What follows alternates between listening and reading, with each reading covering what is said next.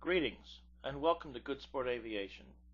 Today I'd like to talk about the Zodiac CH601XL that is for rent. It was manufactured in June of 2006 by AMD in Eastman, Georgia. It's a special light sport aircraft. The plane is based in Lantana, Florida, and available for rent on your own or with instruction.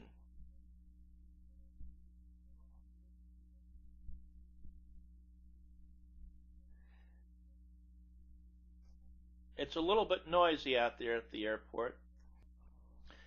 I'm dubbing over so that you'll be able to hear me.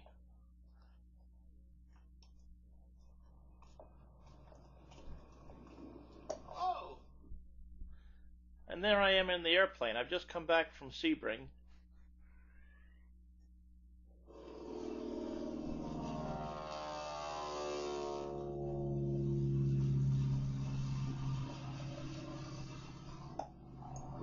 It's a busy airport. That was a beautiful AT-6 that is here for a couple of weeks giving demo rides. Beautiful aircraft. So I've got the mute button on again, and I'd like to show you the panel now. We have the traditional 6-pack in here. We've got the airspeed indicator, artificial horizon, the special Sporty's artificial horizon with the ball on there. It saves space on the panel having that there, so it was a good choice. Below that we have the vertical speed indicator and the altimeter. Off to the right, out of view, we have the 6th gauge. We have the compass. There it is there. In the middle of the picture there that I'm pointing at, we have the Navcom Bendix King KX155. It's a very standard unit, very dependable, and a Bendix King transponder. Systems work very well.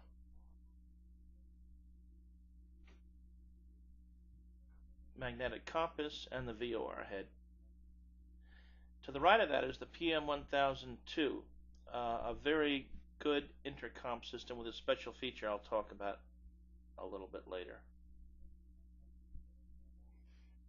In this airplane, the ailerons have trim and it's electronic. Also, the pitch has trim, and that is electronic, controlled by these buttons on the stick. It's a nice thing to have when you're out there on the cross country. You don't have to keep fighting the controls. You just trim them out and you can take your hands off the controls. I've got 2 throttles.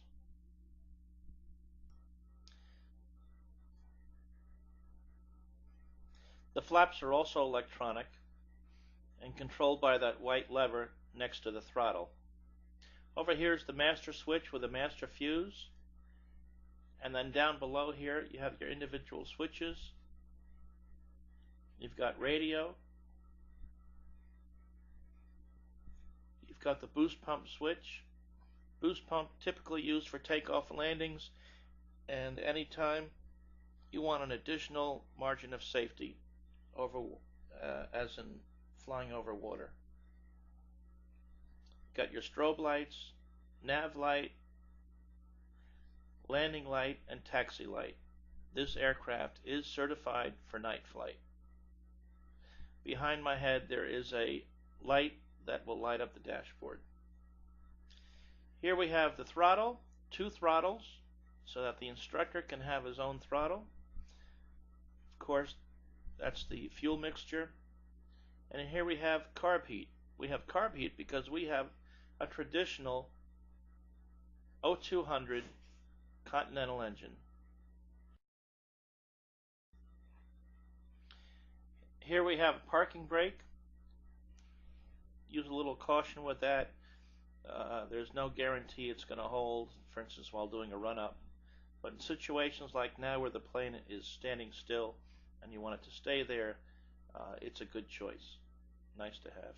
Also, there is cabin heat for those cool flights. This airplane is equipped with 2 GPSs.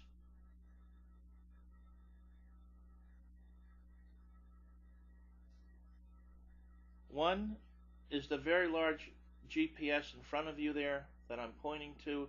It's got the 4-inch by 7-inch screen mounted vertically.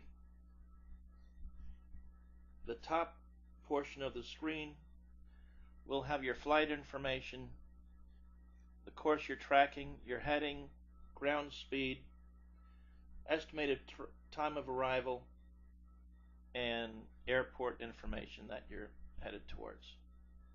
Additionally, there's a Garmin 396 that comes with the plane with a full weather and music subscription. Typically, I tune the Garmin into the weather, looking for thunderclouds.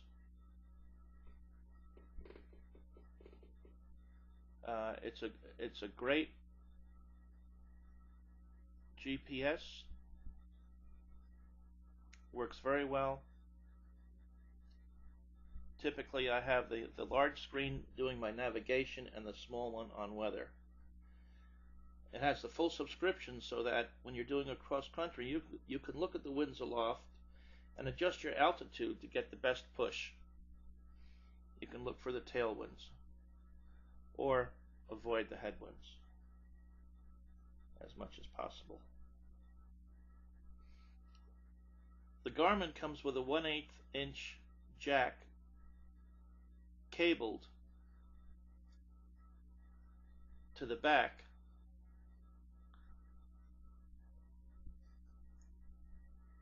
that supports music. I didn't think I'd care to have music in the airplane, but I find it quite enjoyable in those long flights. Now there's the cable. It plugs into the back of the Garmin 396, and the other end plugs into a small jack back by where the headphones plug in. There's a 1/8 inch jack back there, a little bit out of view with a cable in front of it.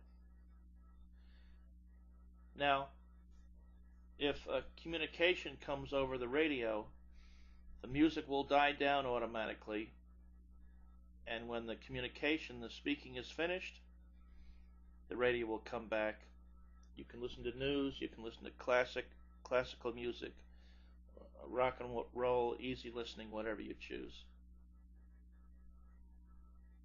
Also, the Garmin 396 has Audible Alerts.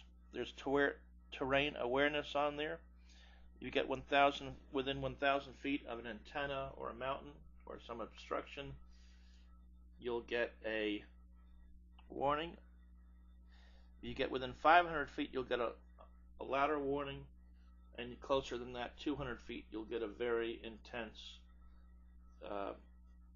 warning to make a correction. On the console here is the Dynon D10, the engine monitoring. Works very well. You also get Audible Alerts with it, which is very nice. You can read it in full sunlight. You've got your engine RPM.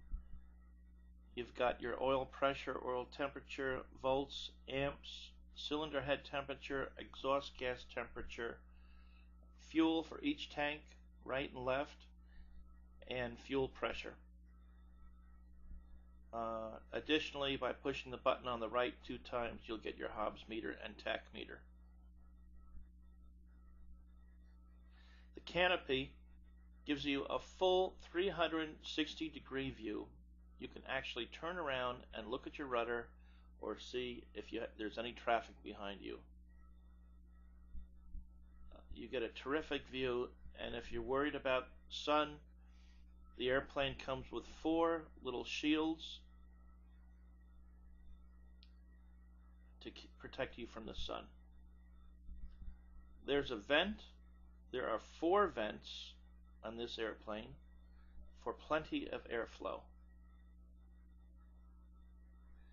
There's the screen I was just talking about.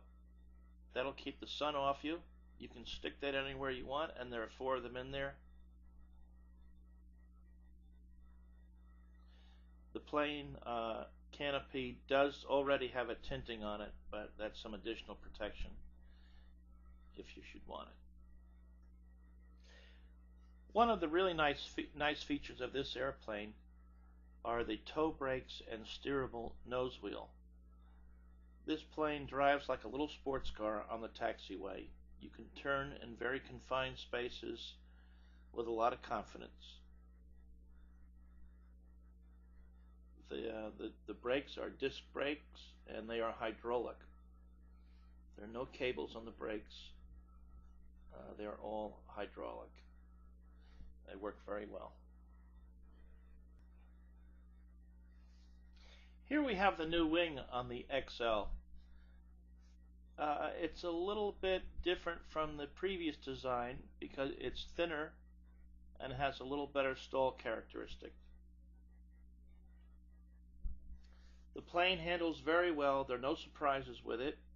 Stalls, it almost doesn't stall, it just mushes. The wings don't drop in a stall. Power on, power off, clean or dirty. Here's the Continental engine. Like I said before, it's been around 50 years.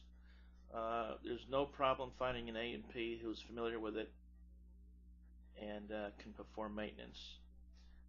Today I'm getting an oil change.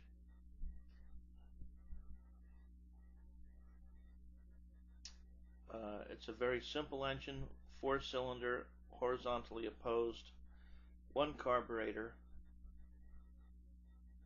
There's not a lot to go wrong.